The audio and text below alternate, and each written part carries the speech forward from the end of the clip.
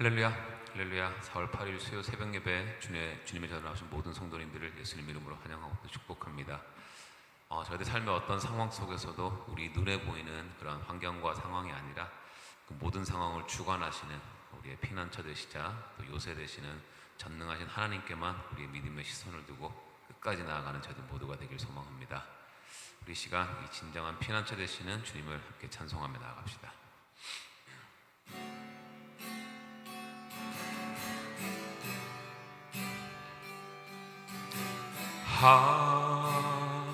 하나님은 우리의 피난처가 되시며 환난 중에 우리의 힘과 도움이시라.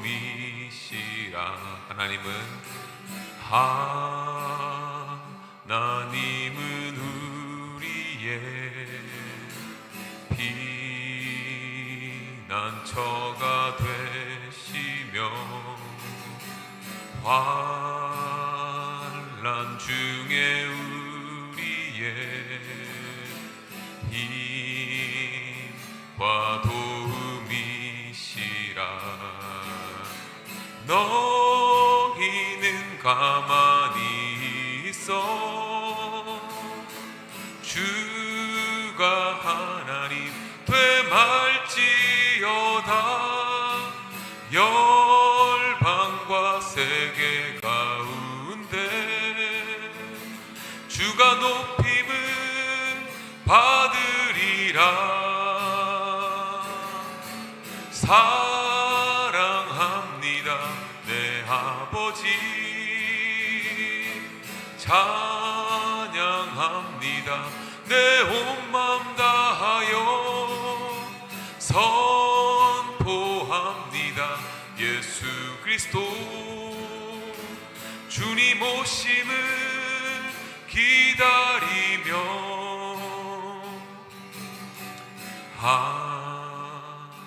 하나님은 우리의 피난처가 되시며 환난 중에 우리의 힘과 도움이시라. 아멘. 너희는 가만히 있어 주가 하나님 되말지어다. 열방과 세계 가운데 주가 높임을 받으리라. 사랑합니다 내 아버지, 찬양합니다 내 온 맘 다하여, 선포합니다 예수 그리스도 주님 오심을 기다리며. 너희는 가만히 있어, 너희는 가만히 있어 주가 하나님 알지어다.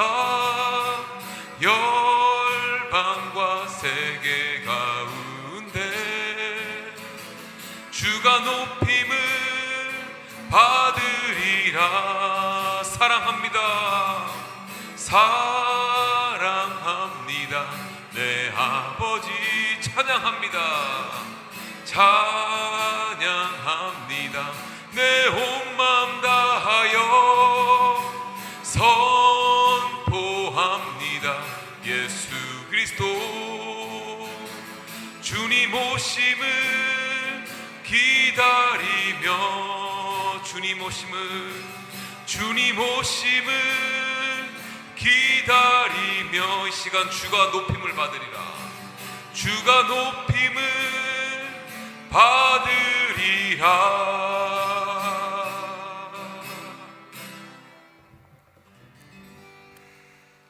아멘.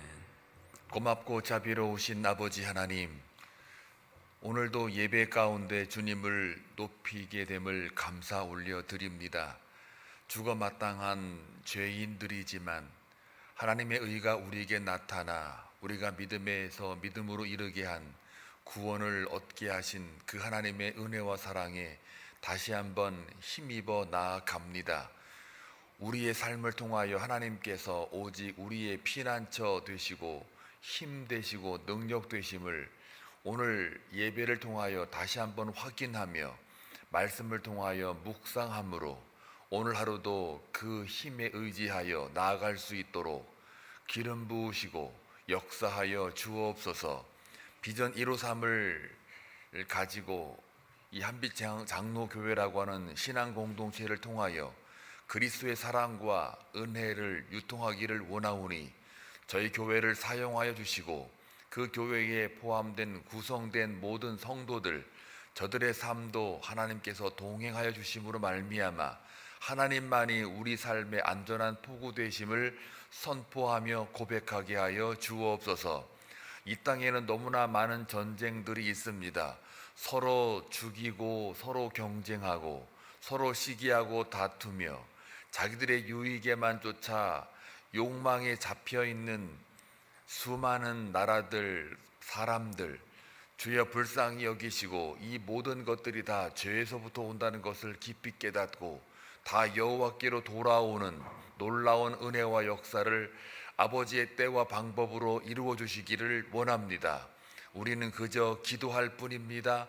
우리는 그저 하나님을 의지할 뿐이며 신뢰할 뿐입니다.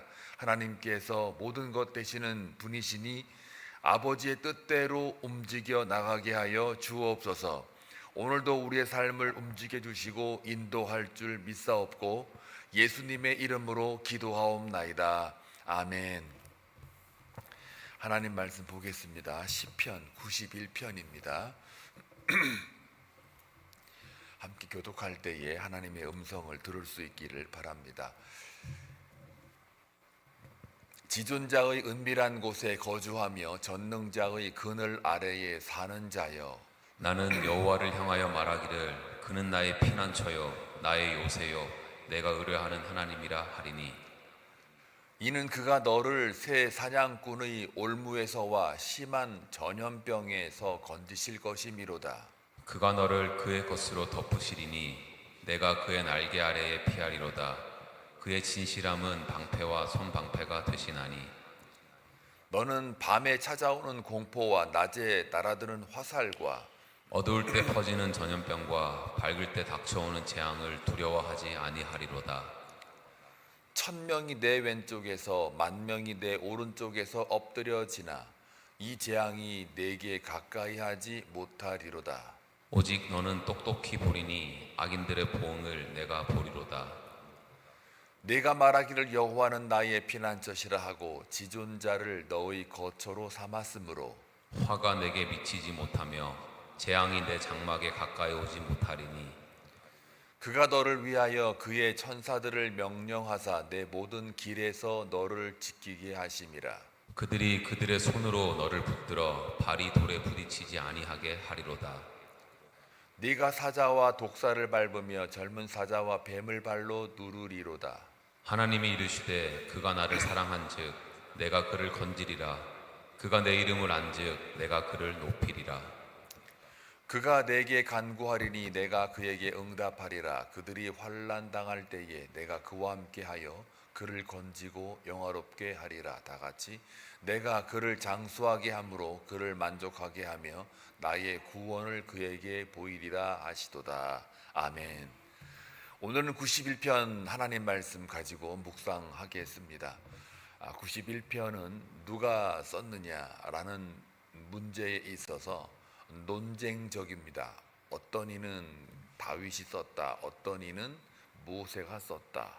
그래서 모세가 썼다는 이유를 근거를 하나 되는데 바로 90편과 91편이 이어지고 있지 않느냐라고 해서 모세라고도 합니다. 또 그렇지 않다, 다윗이 쓴 것 같다. 그 이유를 뭐라고 들고 있느냐면 지금 여러분이 읽어보셔서 알겠지만 이 신앙 고백적인 시로 이게 그 다윗이 보통 썼던 시편의 표현 그 문맥이나 아니면 글자들이나 이런 것들이 유사하다. 표현 방식이 유사하다. 그래서 다윗이 아니냐라는 논쟁이 있습니다. 그러나 중요한 것은 누가 저자냐가 중요한 게 아니라 이 시편 91편을 썼던 이 저자의 그 의도는 어떤 하나님을 내가 경험했느냐라는 것이 더 중요합니다. 1절을 보게 되면 이 저자가 지존자의 은밀한 곳에 거주하며 전능자의 그늘 아래에 사는 자여.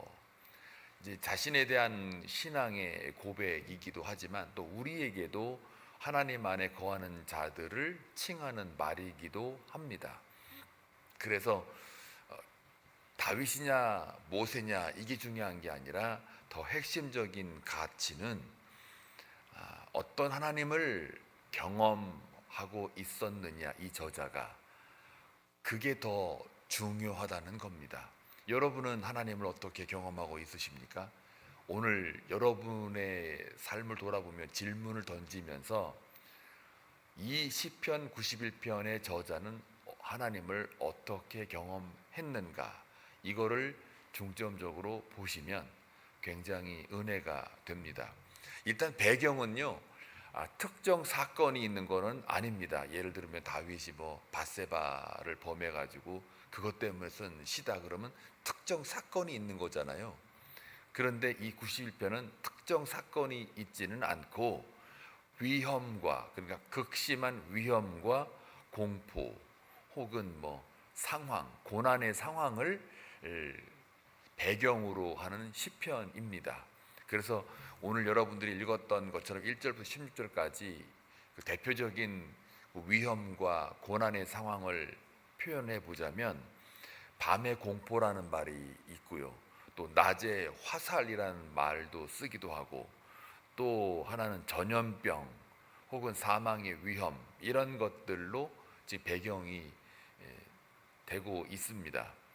자, 그랬을 때에 이러한 고난과 사망의 위기 속에 어디가 더 안전하냐라는 질문에 하나님 안에 거하는 것이 가장 안전하다, 즉 하나님이 안전지대이다 라는 것을 고백하고 있습니다.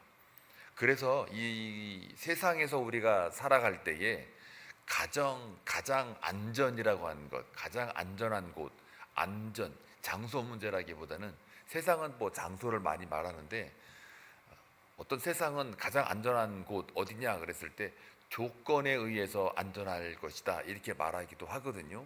예를 들면 이 세상이 너무 험악하니까 너는 정직하게 살아라, 너는 실력을 키워라, 너는 항상 경계해라, 사람 말 너무 믿지 말아라, 다 믿었다가 그냥 네가 된통 당한다, 믿는 독이 발등 찍힌다, 그러니 주의해라, 그게 너의 안전이다, 이렇게 조건이라는 거를 갖다 붙이잖아요. 그게 다 이제 세상 사람들은 그게 또 삶의 지혜라고 막 서로 나누고 막 그러거든요. 예. 그런데 오늘 91편의 그 가장 안전한 그건 뭐냐 그랬을 때에 조건을 말하지 않고 관계를 말합니다. 관계. 근데 이 관계가 뭐냐, 바로 하나님과의 관계가 정상화된 그것이 가장 안전한 것이다 라는 것을 말하고 있어요. 그래서 환경이 아니라 하나님이다, 또 상황이 아니라 하나님과 동행, 하나님의 임재가 가장 안전한 것이다. 다시 말하면 세상의 어떤 힘과 능력과 권력, 사람들, 어떤 조건적인 환경, 상황, 이것들이 나를 안전하게 만들어주는 게 아니라 하나님께서 나와 동행하심이 가장 안전하다라는 말을 91편, 10편 저자가 다윗이든 모세든 간에 상관없이 그 자는 하나님의 은밀한 곳에 거하는 자의 고백이라는 겁니다. 그러니까 여러분들은요, 이 땅 살아가면서 하나님의 은밀한 곳에 거하는 자로서 91편에 나와 있는 바와 같이 우리도 그와 같은 고백을 하는 게 더 중요하다는 겁니다. 억지가 아닙니다.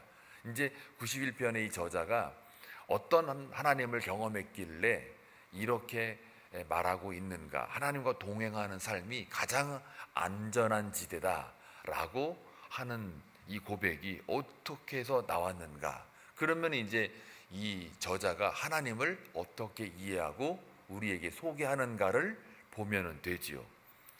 결국은 고백이나 어떤 간증은요, 내가 하나님과 어떻게 만나고 동행했는가에 대하여 나오는 거잖아요. 그렇죠? 그렇기 때문에 오늘 여기 보니까 대표적으로 하나님은 뭐래요? 산성이다, 요새다, 피난처다, 방패다, 또 보호자다, 이렇게 고백을 합니다. 근데 이것이 신학적인 배경에서 하나님을 고백하는 게 아니라 바로 그의 철저한 체험에서 나오는 고백이라는 거예요. 그런데 여러분 생각해 봐요. 피난처, 요새, 방패, 산성, 보호자, 이런 것들을 하나님을 고백하려면, 하나님의 체험을 말하려면 내가 위험에 있어 봐야 되잖아요. 그래야 피난처가 하나님이라는 걸 알게 돼요. 또 누가 나에게 창을 쿡 찔러 줘야 아프겠지만, 그때 누가 막아줬냐 이거예요. 방패. 하나님이었구나. 그래서 방패라고 고백한단 말이에요. 또 요새시오라고 하는 말도 이렇게 적들이 침입해 올 때 못 올라오게 다 이게 방어벽을 친 거 아닙니까? 그때에 다 벽이 없으면은 그대로 그냥 화살 다 맞는 거 아니에요. 그런데 나를 이게 다 덮어주는, 방어해주는 요새가 있었다고 칠 때, 하나님 나를 이렇게 하셨구나. 그러려면 어떻게 돼요? 화살이 막 쏟아지는 거를 그 한가운데 있어 봐야죠. 바람과 풍랑이 몰아치는 그 한가운데에 여러분이 삶에 있어 봐야죠. 근데 그거 없이 어떻게 하나님을 어떻게 고백을 하겠냐고요. 그렇죠. 돈을 꿔본 사람은 꿔준 사람의 마음을 굉장히 감사하게 생각해요. 그래서 저 사람은 정말 내가 가장 힘들고 궁핍할 때에 나에게 이런 도움을 줬지 라고 만약에 그 사람에 대해서 알으려면 어떻게 돼요? 내가 궁핍해 봐야 되거든요. 물론 뭐 한 번도 궁핍하지 않고 넉넉하게 살면 좋겠지만, 그러면 그 사람이 누가 나의 진짜 친우인지를 모르잖아요. 여러분 정말 이민 와가지고 정말 이렇게 하루하루 이렇게 먹고 사는 게 너무 힘들 때, 정말 돈이 필요할 때 내가 돈을 누구한테 꾸면 꿔줄까 하고 한번 적어보세요. 몇 명 나오나? 아마 한 명 나오면 그 사람이 인간관계 잘한 거예요. 가족 빼고 어머니, 부모님, 아버지, 뭐 딸내미, 아들내미, 돈 잘 버는 약사, 의사 빼고 그냥 여러분이 관계적으로 할 적에 이름 한번 적어봐요. 그럼 나의 삶의 네트워크가 어떻다라는 게 이게 나와요. 사실은 이건 제 말은 아니고 문화인류학적으로 이렇게 인터컬처럴 스터디에서 이 사람의 소셜 네트워크가 어느 정도의 신뢰가 있는가에 대한 검사할 때 이거 다 쓰게 하거든요. 다음에 여러분 한번 적어봐요. 그러면은 여러분의 실체가 나와요. 나는 정말 남으로부터 신뢰받는 자인가, 또 내가 신뢰할 만한 사람이 있는가 없는가. 교인끼리도 돈이 왔다 갔다 하면요 안 꿔줘요. 아이고 겉으로는 아이고 하죠. 그러나 나도 지금 어려워서 불안하거든요. 꿔주면 안 갚으니까. 서로 모르거든요. 그런데 여러분이 만약에 2명을 적었다. 그래, 내가 만약에 이렇게 이름 적으면 저 사람은 나를 꿔줄 것 같아. 확신한 사람이 있어가지고 한번 실험하는, 그 가끔 TV 보면 나오잖아요. 어느 연예인이 돈을 막 꾼다고 할 때 방송으로, 그때 누가 나 지금 난데 나 1억이 좀 필요한데 지금 어떻게 땡길 수 있어? 그러면 바로 대답이 그래, 더 필요한 거 없어?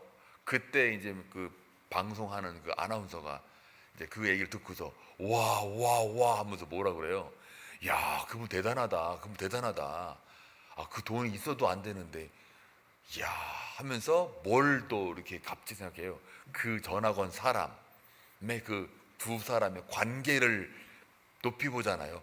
야, 어떻게 그 사람에게 신뢰를 받았길래 그냥 1억 그랬더니 더 필요한 거 없어? 괜찮아? 몸이 더 중요해. 이 말 들었을 때 그 전화 걸었던 사람은요, 물론 궁핍하지 않아가지고 그냥 몰래 카메라식으로 했지만 그 사람 마음은 어떻게 했냐고요. 전화 걸을 때 신뢰하는 거잖아요. 나는 그런 사람이 있어요. 전화해볼까요? 딱 하고 전화해버리잖아요. 근데 역시나 그 신뢰가 딱 먹힐 때 옆에 있는 아나운서가 이야 하고 그 전화 건 사람도 위대해 보이고 해주겠다는 사람도 위대해 보인단 말이에요. 그게 뭐예요? 그게 신뢰 관계잖아요. 하나님과의 동행도 마찬가지예요. 근데 전화 건 사람은 그걸 계기로 또 어떻게 되는 거예요? 그 사람에 대한 평가가 달라지잖아요.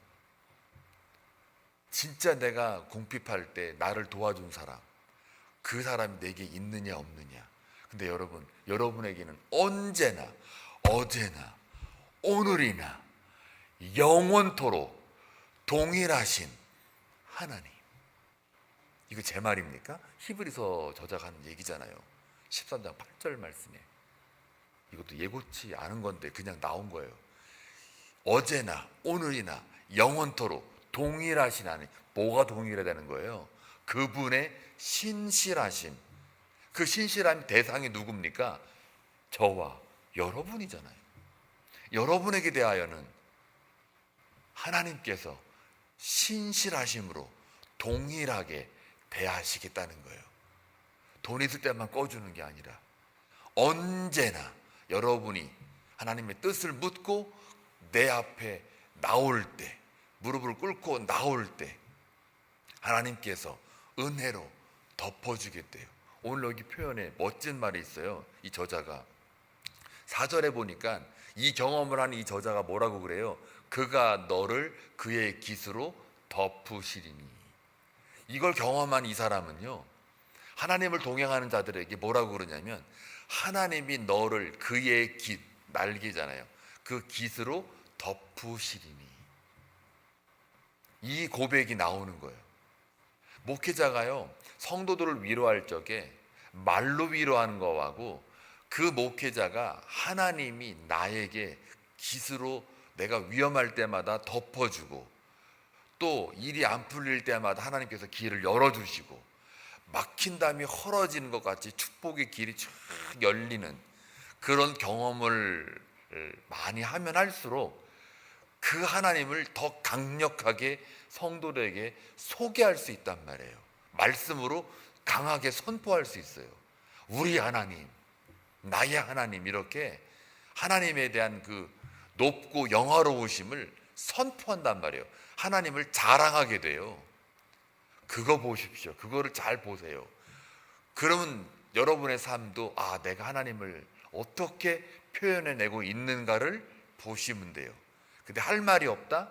그럼 여러분은 경험이 없는 거예요. 그러니 조금만 시련 주면 이게 뭡니까? 이렇게 되는 거예요. 옛날 김둥일 박사가 정치 비평할 때 이게 뭡니까? 그랬잖아요. 하나님에 대하여 이게 뭡니까? 이게 안 나온다니까요. 그의 4절 보세요. 그의 진실하심은 결국 하나님의 신실함이거든요. 그 신실함이 뭐래요? 방패와 손방패가 되신대요. 이걸 경험을 하는 거예요. 누가 창을 쿡 찔러 봐야, 한번 찔려 봐야 돼요. 그러면 어떻게 해요? 방패가 된다는 걸 알아요. 근데 한 번도 찔림이 없다, 찔려본 적이 없다, 그러면 맹맹 그냥 맛이 없는 싱거운. 그래서 신앙생활은 철저히 고난이 동반이 돼요. 저 이거 쭉 묵상하면서 오늘도 고난에 대한 이해를 어떻게 하는 줄 아세요? 이 시편 저자가 고난을 어떻게 이해하느냐면 하나님을 믿어도 고난은 존재한다예요. 이 시편 저자는 분명히 말해요. 고난은 의인에게서나 악인에게서나 동일하게 존재한다예요. 하나님을 믿는 자나 안 믿는 자나 동일하게 고난은 있다 이거예요. 그런데 큰 차이가 있다면 뭐냐? 성경은 절대로 고난이 없을 거야, 하나님 잘 믿으면 고난이 없을 거야, 기도 많이 하면 고난이 없을 거야 라고 말하지를 않는다고 분명히 오늘 전체 흐름 맥락적으로 그렇게 얘기하고 있어요. 근데 차이가 있어요. 큰 차이가 있는데, 하나는 뭐냐면 고난 속에서도 하나님의 보호하심이 있다예요. 하나님이 언제나 우리를 불꽃 같은 눈동자로 지켜보시고 있다라는 거예요. 그거를 놓치지 말라는 거예요. 누구의 경험에 의해서? 이 시편 저자의 경험에 의해서. 그러니까 저와 여러분이 그런 어떤 전염병에 빠져 있고, 또 밤에 공포가 있고, 낮에 화살이 있고, 사망의 위기가 있다 할지라도 여전히 그 가운데서 하나님이 우리를 지키고 보호하시는 하나님이다라는 것을 기억하라는 게 오늘 91편 저자의 메시지예요. 그래서 여기 보니까 고난이 있대요. 5절과 6절 보니까 제가 말씀드렸던 바와 같이 밤에 찾아오는 공포, 낮에 날아드는 화살. 6절에 보니까 어두울 때 퍼지는 전염병. 낮에 퍼지는 것도 무서워 죽겠는데 어두울 때 퍼진대요. 어두울 때. 그리고 밝을 때는 좀 멀쩡하면 좋은데 밝을 때 뭐가 와요? 닥쳐오는 재앙. 근데 그것들을 어떻게 해요? 두려워하지 않는데요. 두려워하지 않는데요. 왜 그랬을까요? 누구나가 다 두려워할 법한데 두려워하지 않는데요. 이건 이미 벌써 어두울 때 퍼지는 전염병 속에서 밝을 때 닥쳐오는 재앙을 경험을 했어요. 근데 그 경험할 때마다 하나님이 나를 보호하셨다라는 것을 확인했던 삶이었기에 저 고백이 나오는 거예요. 내가 더 이상 두려워하지 않는다. 여러분도 저런 고백을 했으면 좋겠어요. 아니, 했으면 좋겠다가 아니라 해야만 해요. 의무나 명령어가 아닙니다. 실존적으로 자연스럽게 하나님의 자녀라면 이 고백이 나오게 됩니다. 왜요? 하나님을 경험한 삶이 되니까요. 또 7절에 볼게요. 또 어떤 고통이 있느냐, 인생 가운데 1000명이 내 왼쪽에 있어요. 오른쪽에 10,000명이 있어요. 그들 앞에 아이고 1대 1000, 1대 만이니까 이게 도대체가 저기 몇 명입니까? 나 혼자 상대하는데 엄청 많잖아요. 한마디로 뭡니까? 내가 이길 수 없는 상대라는 거예요. 거기에서 엎드려질 수밖에 없어요. 우리는 여기 보니까 엎드려지나 이 재앙이 내게 가까이 하지 못하리로다. 왼쪽엔 1000명, 오른쪽에 10,000명이 나에게 다가오면 당연히 엎드려져요. 그런데 더 이상 가까이 하지 못한대요. 마지노선이 있는 거예요. 이게 마지노선이 원래는 절벽, 저 벼랑 끝에 서 있는 걸 마지노선이라고 그러는데, 영적으로 이렇게 우리가 방어로 볼 때, 디펜스하게 볼 때는 요 선이 있는 거예요. 우리 앞으로 저 대적이 가까이 이렇게 접근해 오지만 더 이상 못 오게 어느 선이 있단 말이에요. 그 선이 누구냐? 하나님이라는 거죠. 그래서 뭐래요? 오직 너는 똑똑히 보리니. 희미하게 보는 게 아니라, 애매모호하게 보이는 게 아니라 너는 오직 똑똑히 보리니 악인들의 보응을 네가 보리로다. 여기 보응이 뭐냐면 퍼니시먼트예요.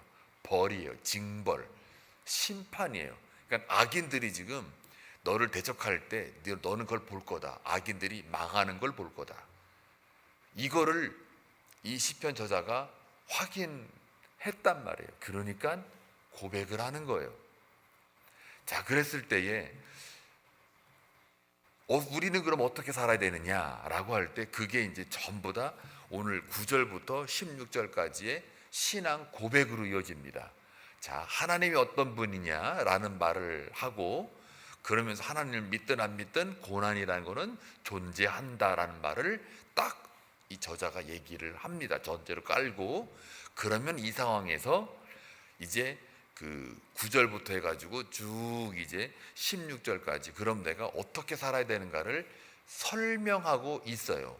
그래서 가장 중요한 건 뭐냐면 9절에 내가 말하기를 여호와는 나의 피난처시라 하고 지존자를 너의 거처로 삼았으므로, 이거예요. 하나님을 더 신뢰하라는 겁니다. 신뢰해라. 또 11절에 보니까 그가 너를 위하여 그의 천사들을 명령하사 내 모든 길에서 너를 지키게 하심이라. 너를 지키는 하나님을 고백해라. 또 12절 그들이 그들의 손으로 너를 붙들어 발이 돌에 부딪히지 않게 하리로다. 이거 어디서 많이 듣던 얘기 아닙니까? 이거 어디서 나온 거예요? 마태복음 4장 6절에 나온 말이에요. 근데 이게 누가 말한 거예요? 사탄이 말한 거예요. 언제요? 예수님을 성전 꼭대기에 올려다 세워놓고 너 한번 뛰어내려 봐라. 그러면은 천사를 동원하여 그들의 손으로 너를 붙들어 발이 돌에 부딪히지 않게 할 거야 라고 꼬드기는 말이거든요. 원래 이게 진짜는 그런 말이 아닌데, 이 사탄이 하나님 말씀 가지고 하나님의 메시지야 하고 꼬드 유혹하는 말이에요. 이거는요 틀린 말씀이 아니에요. 저 말이 12절 말씀은 이 시편 저자의 고백이고 간증이기 때문에 틀린 말씀이 아니에요. 정확한 말씀이에요. 하나님은 우리를 보호하시는 분이에요. 우리가 떨어져도 붙들어 발이 돌에 부딪히지 않게 하는 하나님이라는 것을 이 사람이 고백을 하고 있어요. 근데 요 말에 갖다가 틀린 말씀이 아닌데 요 말을 어떻게 해요? 다르게 해석하잖아요. 그것도 누구에게 적용해요? 예수님에게 적용한단 말이에요. 그러니 사탄은요 여러분에게 적용할까 안 할까요? 하고도 남죠. 그때마다 어떻게 물리쳐요?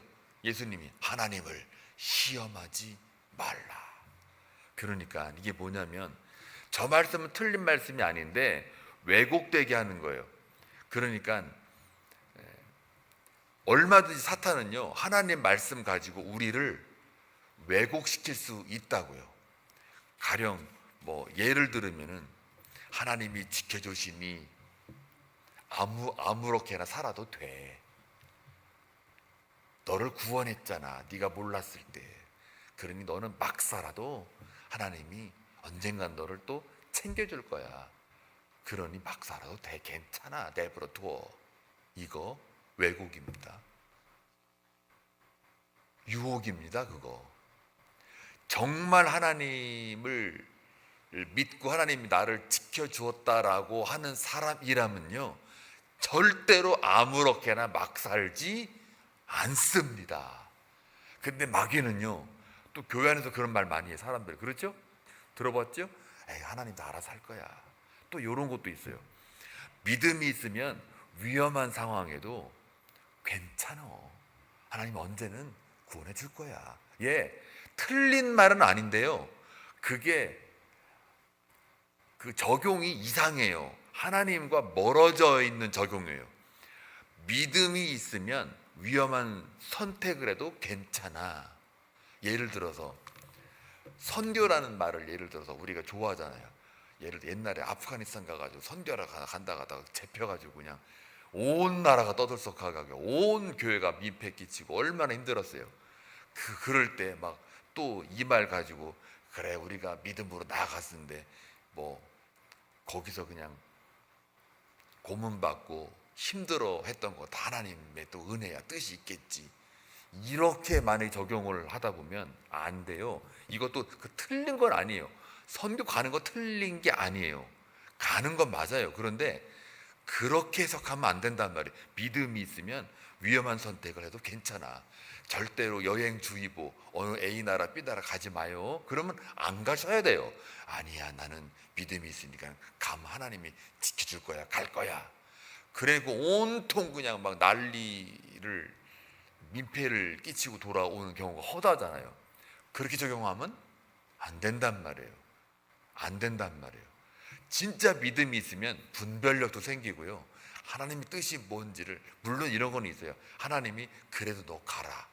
요나처럼 니느웨로 가라 라고 하는 명령을 정말 소명자로 가는 사람이라면 목숨 걸고 가서 민폐 끼치지 않게 거기서 그냥 주여 하고 죽으시면 돼요. 거기서 그냥 순교하시면 돼.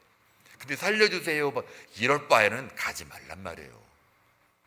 이게 또 하나, 기도했으니까 무조건 다 잘 될 거야. 이것도 왜곡입니다. 기도했으니까 다 잘 될 거야. 곧 다 잘 됐다라는 게 뭐예요? 내 뜻이잖아요. 물론 하나님의 뜻일 수도 있어요. 근데 대부분이 자기 욕망, 자기 욕심, 자기 상황, 또 뭐 하여튼 자기 이익, 유익, 이거에 따라서 잘 될 거야 라는 말을 하지, 하나님의 나라와 의가 세워지는 걸로 다 잘 될 거야 이렇게 말하지는 않는단 말이에요. 그리고 기도했으니까 할 때 이 기도라고 하는 말은 뭐예요? 내 뜻을 관철하기 위한 기도가 아니잖아요. 하나님의 뜻이 무엇인지 알기 위한 기도잖아요. 그러면 다 잘 되죠. 근데 그 잘됨이라는 게 하나님의 뜻이 이루어지는, 말씀대로 이루어지는 게 잘 된 거죠. 그게 잘 사는 거죠.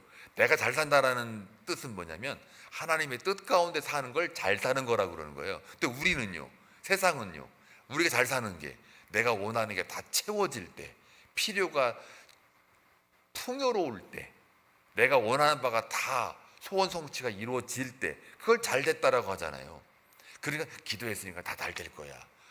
이거는 위로는 뭐 가끔 될 수 있어요. 그러나 좀 더 깊이 들어가면 왜곡된, 마치 사탄이 예수님에게 말씀을 가지고, 야, 너 하나님의 아들이잖아. 너 뛰어내리면 천사를 명하 너를 발에 돌에 붙이지 않게 할 거야. 한번 뛰어내려봐. 그랬을 때 그래, 말씀 쓰여 있지, 아멘 하고 뚝 뛰어내려봐요. 그 뭐예요 그거? 그때 예수님 뭐라 그래요? 하나님을 시험하지 말라 그러잖아요. 그러니까 시편, 제가 이 말씀을 또 이렇게 좀 깊이 시간이 지나면서도 이 말씀을 제가 하는 이유는, 이 말씀이 예수님을 유혹했던 말이었기 때문에, 제가 원래 취지는, 이 시편 저자의 취지는 틀린 말이 아니고 바른 말씀인데, 사탄이 이 말씀을 이렇게 우리를 유혹할 수 있다라는 것을 제가 좀 목회자 입장에서 뭐라 그럴까요? 좀 더 바른 길로 가게 하기 위하여 제가 조금 더 추가를 한 겁니다. 자, 결론을 말씀드리면, 그래서 여러분 오늘 하루 살아가는 동안 어떠한 일을 만나고 무슨 상황을 겪는다 할지라도 모든 상황 속에 하나님이 여러분과 동행하심이 가장 안전한 포구이다. 그리고 관계에서만 안전을 보장받을 수 있다. 누구와의 관계? 하나님과 나와의 관계. 그 관계 속에 있는 사람만이 사망의 위험과 낮에 날아드는 화살과 밤의 공포에, 또 왼쪽에는 1000명, 오른쪽에는 10,000명이 나를 엎드려지게 할지라도 내가 두려워하지 않을 수 있다라는 이 고백이 여러분의 고백이 되시길 다시 한번 주의 이름으로 축원합니다. 기도합니다. 고맙고 자비로우신 아버지 하나님, 감사합니다. 시편을 통하여서 우리가 우리의 삶을 다시 한번 돌아보며 하나님과 나와의 관계가 무엇인지를 깨닫게 하시니 감사합니다. 세상에는 많은 조건들을 가지고 우리에게 안전을 이야기하고 요구하지만, 그러나 이 시편 저자는 자신의 삶을 통해서 하나님을 체험한 그 결과로서 하나님이 가장 안전한 곳이며 나의 피난처이심을 고백합니다. 우리 또한 예수 그리스도가 나의 가장 안전한 곳이며 피난처 자체가 바로 예수 그리스도임을 고백하며 오늘 하루도 살아갈 수 있는, 어제나 오늘이나 영원토록 동일하신 그 하나님을 믿고 그 신실하심 앞에 하나님과 동행하는 삶으로 오늘도 허락하여 주옵소서. 기도하러 나온 주의 백성들 그냥 돌려보내지 마시고 저들의 기도 가운데 하나님의 뜻과 목적만 이루어지는, 말씀대로 이루어가는 귀한 삶이 되게 하여 주옵소서. 우리의 인생이 하나님을 고통 가운데서도 알아가는 하나님의 학습 현장임을 기억하고 하나님을 더 배우고 더 깊이 알아감으로 오늘 하루도 승리할 수 있는 저희 모든 삶이 되게 하옵소서. 예수님의 이름으로 기도하옵나이다. 아멘.